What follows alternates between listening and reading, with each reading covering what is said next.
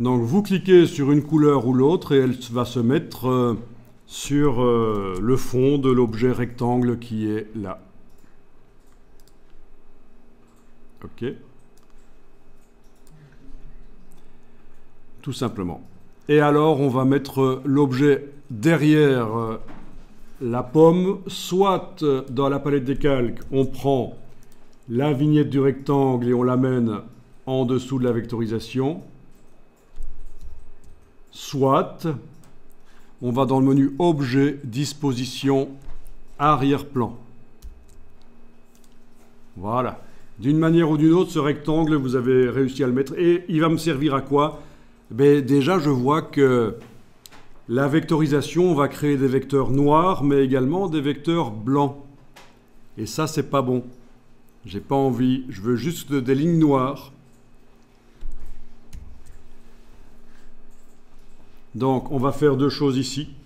On va verrouiller le rectangle parce qu'on ne veut plus travailler sur lui.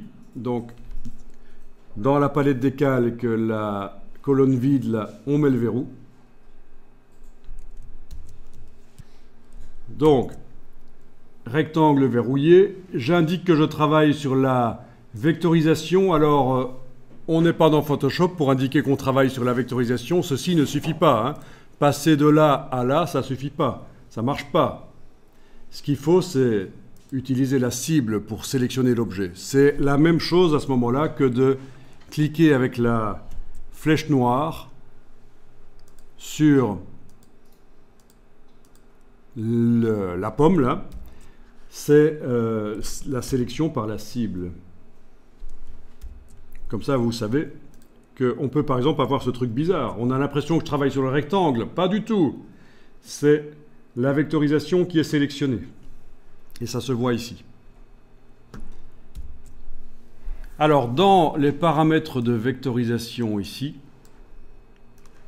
on va déployer les paramètres avancés. Et on disait donc que on va ignorer la couleur en fait.